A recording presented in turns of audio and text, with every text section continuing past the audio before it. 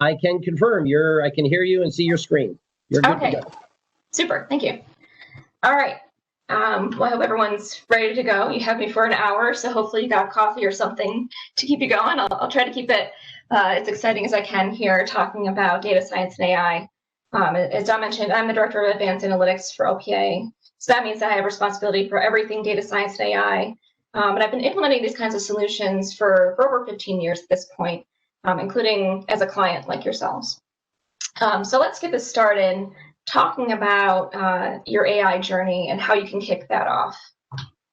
So we're going to talk about in this first session, I'm going to give a little bit of an overview about data science and AI, just to demystify it. And then we're going to talk about how to leverage a data science platform. I'll give you a demonstration, a brief one, in the interest of time, of that platform. And then we'll talk about how you can get started with data science and AI. All right, so what is data science and AI? And you've probably heard these terms. They've been bandied about for the last few years. They're the buzzwords, right?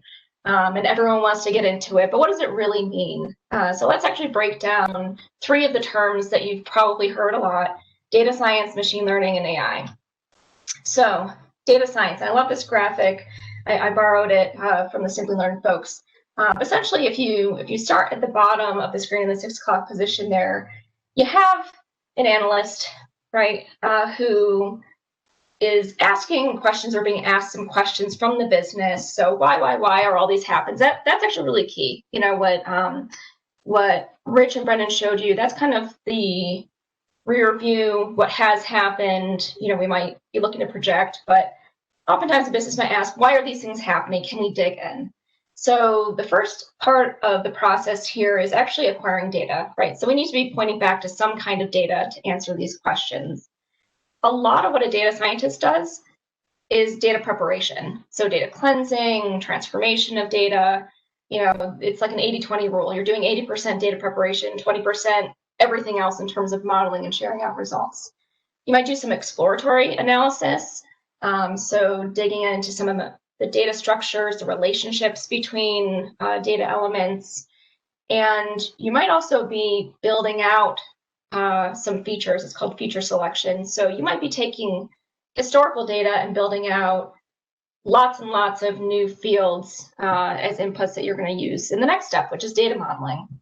And there are lots of different algorithms that are out there today, literally thousands that you can use. And you apply the algorithms to the data, and then you visualize the results and you communicate back to the business and get their feedback. And you might have to actually repeat this a couple of times before you're ready for the last step, which is deployment. So actually using the results to inform decision-making by the business. So that's data science in a nutshell. What about machine learning, right? So that is actually covered within data science, data mining, statistical analysis. It's really just a term for methodology, statistical methodology, where we're looking at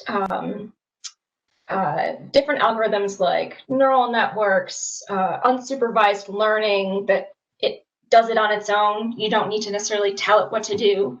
It knows how to transform features. This is a lot of times the backbone of AI. So when you see things online that are building out AI models themselves, machine learning is really the backbone of that. And then finally, AI itself, what is it? And I included this chart, just kind of tongue-in-cheek here. You know, Larry Tesler said AI is whatever hasn't been done yet, right? It's the new thing, whatever hasn't been done. But in all seriousness, artificial intelligence is really possible because of the proliferation and explosion of data that we've seen in the last couple decades, as well as the improvement in compute power. It used to be that you couldn't actually process that much data to do some of these algorithms. So now we have both the power as well as the just vastness of data to be able to do some AI, as well as some new algorithms that are out there, the deep learning algorithms, like some of those more sophisticated neural networks, boosted gradient machines, things like that. All right, so that's a background, very high level on what data science and AI is. What does that mean for you and your organization? So I'm sure you've all heard about the analytics maturity curve, right? We've seen that for years.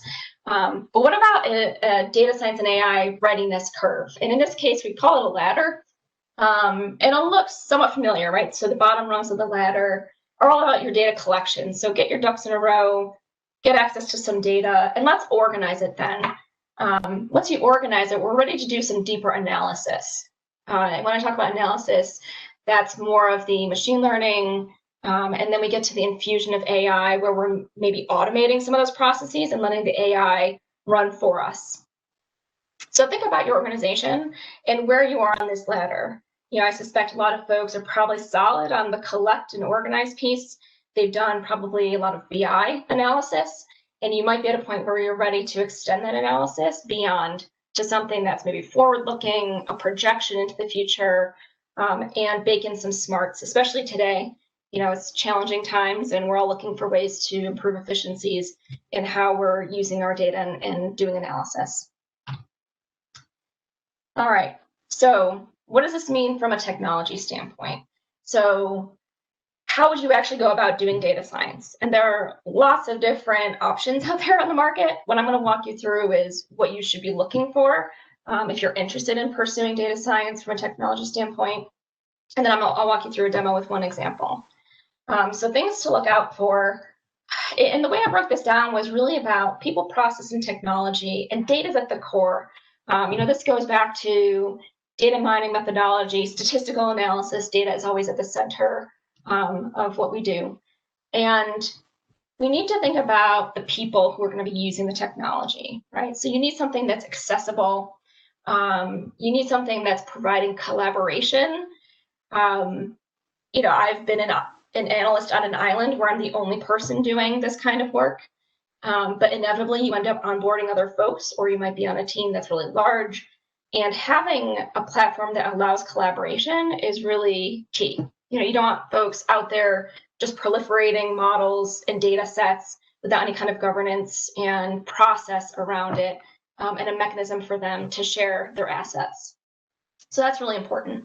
The second, from a process standpoint, is you want something that allows you a level of automation, because at the end of the day, you can build models, but unless you actually deploy them out and are using them, it's just a research exercise, right?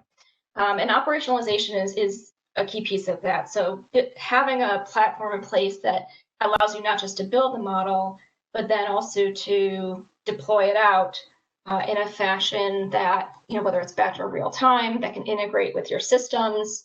So you want something that's not just, going to be parked on your desktop necessarily. I mean, that's a great place to start, but you want to think with the end in mind. And I think a lot of folks don't necessarily. Even if you start small, you do kind of want to think ahead about how the results will be used, what it means for your organization.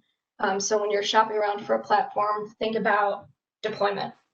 And then finally, from a technology standpoint, you want the best of both worlds. Like I said, there's so many options out there today. And I prefer a combination of open source and enterprise. I think that provides you with the breadth of capabilities, but also the safety of having something that's managed, that's going to be versioned, and that if you have a problem, you can call someone up and ask. You're not just reliant on communities out there kind of piecing things together. So with that, what I'm going to show you today is the IBM flavor of the data science platform, and that's called Watson Studio. And it's an integrated platform. It's designed for a variety of users, from your business analyst, anyone who knows your business data. There's a visual component, there's a coding component. So if you do have data scientists on staff, it's accessible for them as well. It does provide collaboration, and it helps you to manage and deploy your models, as well as having a variety of flavors for installation, including cloud, on-premise, or hybrid. So let's actually take a look at it quickly. So this is my instance of Watson Studio, and this is just the splash page. It shows me my projects that I have, any notifications for updates, and any deployment space that I have for models in production. So I'm going to walk you through one example here. So I have some sales and customer data that I've imported. These are flat files, but they can be data connections back to a database through a secure gateway. And what I'll just scroll down here. This is the interface that that we work with, and essentially you can identify your data assets. We have auto AI experiments. I'll walk you through that in a minute. We have notebooks. We have a visual modeling interface for the folks who've ever used SPSS. There's a modeler flows interface. And we also have the ability to do some kind of extensible analyses like decision optimization, which is really key once you want to do some next best action or optimizing your outcomes. And I also have the ability to do some, I'll call them light dashboards. There's a Cognos plugin. It's an embedded service. It's not the full version of Cognos, but it's enough so that you can at least review results as you're modeling without stepping outside the platform. So in this example, my sales and customer data, basically in this first example, I'm allowing the AI engine to actually do everything for me. All I've done is pointed to a data set, which is my sales data set, and I've said, help me predict who's likely to respond to this campaign based on all the data that I have in this data set. And it basically goes through and it allows, or it actually does the feature engineering, it does hyperparameter optimization. So you don't have to know anything about data science to be able to use this. You can just point to the data, pick your target, and it will build a model for you. And the results here, it's a newer machine learning model called a gradient booster. And the model is actually pretty good, right? It's 92% accurate. Some of the important features in the model are my customer age, the household income, where they live, the credit card that they use. So those things are all important in my predictive model. So this is something, if I wanted to, I could actually deploy this either as a model or a Python notebook, which is included in the platform. And I could deploy it right out to an end application from here. So super simple. But if I'm more on the analyst side, what I might want to do is dig into the data. So the platform itself contains a lot of capability, including Python notebooks. And this example here is just doing some of our introductory analysis or exploratory analysis. So I'm importing the data. I'm doing some heat maps to look at relationships. I'm also looking at distributions, in this case of household income. And then I'm using box plots, in this case, to look again at some of the distributions of some of the input variables of interest to me. And this just helps me as an analyst understand the structure of my data and what I might want to do when I go to the next step, which is modeling. So from a modeling standpoint, I'm going to take a look at the modeler flows. Okay. Sorry about that.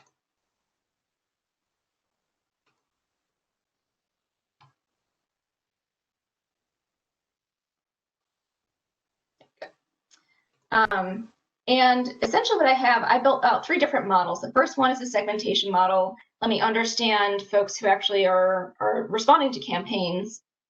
My next step was to do some forecasting out for revenue, right? So let me compare who's responding to campaigns to the revenue that I'm likely to generate from them.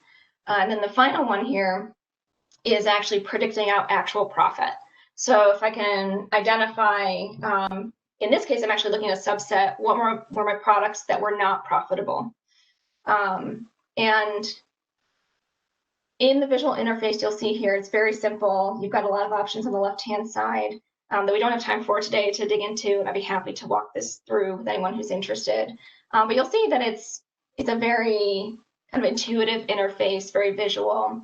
For the folks who are maybe more the hardcore data scientists, they might want to use Python notebook or R. So R is the other component that is integrated into the platform. So you have the enterprise engine that includes the Watson analysis tools, you have the SPSS modeler flows, you have Python notebooks, and you have R RStudio integrated in this. So you have lots of different outlets for your data science team to be able to explore the data. And then ultimately, you can do some light visualization, like I mentioned, to view results. So I'm looking at my predicted results geographically, and then across different attributes here, including warehousing information, product information, and I won't dig into that now. But as you can see, it's pretty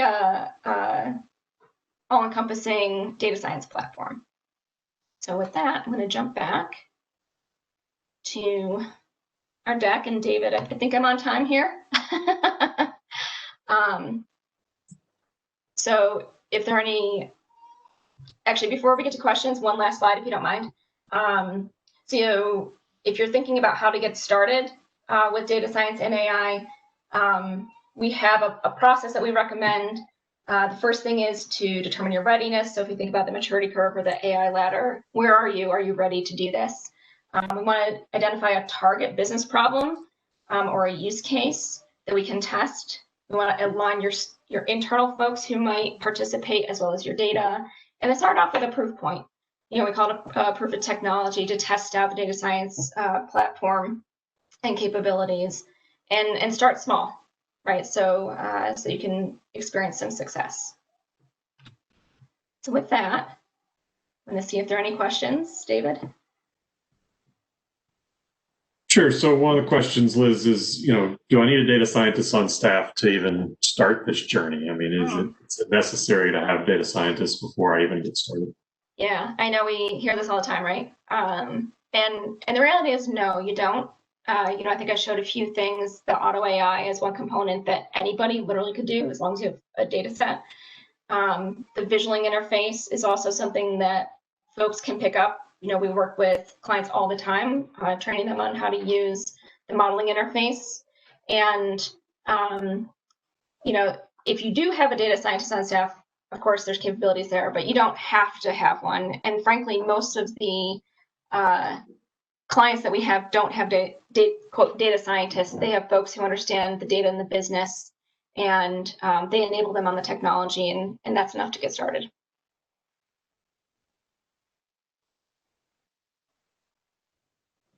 I guess the next question that we have is about, getting started, right? If you look at the tools, you think they look good, that they've got potential for your business, and you think you can do something with it. What does it really take to move from, hey, this is a great tool, to actually using it and, developing and getting adoption with using AI and machine learning in your organization? Yeah. That's always the struggle, right? And for the folks who were familiar with predictive analytics, it was the precursor, right, to data science and AI. It's the same thing. I've been doing this a long time, and it was always of interest to people, but they weren't really sure how to get started. I think doing something like a proof point, the POT, is a really great place to start, because you can fail fast and fail small. So I think I would recommend doing something like that just to test it out. I think folks are sometimes scared to dip their toe in. You don't have to have a whole plan in place for the end-to-end necessarily. Just to try it out, it's pretty simple. So I think I would do that. And more often than not, what I found is that you find some level of success, or there's interest, you find some insight, and you're like, oh, wow, this is really interesting. And then it spreads from there. And then you get more folks on board from the business who ask more questions. We have lots of clients who actually have started that way, where they have like one person doing this kind of work, and now they're building out their teams because more and more business units are requesting more insights from data science. Great. So I think that's all the questions we have right now. Okay. This is Don. Let me just jump in real quick, Liz. That last comment you made about, how they get started and some people get excited. I know you and I were on a call yesterday with one of our insurance industry clients. That's exactly kind of how they got started with the data science about a year ago, and now it seems to be picking up momentum. Maybe you could spend 1 minute on that and then kick off your next pitch. Sure. So this particular client, they it was about a year ago. They're actually, so they're from the actuarial side of the house in their company, and they realized they needed to start looking differently at their data. And so they wanted to start doing data science. And so they got access to, in this case, it's IBM software. I did some training with them, just about a week to get them started, and then support after that. And, it's been about a year, and they've, frankly, at the beginning, they used the tool to do mostly like data transformations to feed BI. And then they started getting into building models. And just recently, we built out a segmentation model to help them market to groups within their business so they can increase revenue. So we tied that to profitability specifically. But yeah, it's a great example where, they had no background in data science at all. They knew the business, they knew the data. With a little bit of enablement, they got going, and actually we presented to the CFO yesterday, and he's super excited about the results. And, they're going to be expanding out more and more use cases. And actually, the head of the team, she's hired people, right? Since we started, she's grown her team, and they've expanded the use of the technology. So yeah, it's a good example, Don. Yeah, it's a great example because she never would have been able to hire people unless she walked first, dipped her toe in. We helped her. And the training that Liz did for this client literally was, 3 days. I mean, this is not, it wasn't 3 months, it was 3 days. So thanks, Liz. And you have some references there. We're happy to talk to you guys about maybe doing a visioning workshop on how to get started. With that, off to your next pitch, Liz. Okay, great.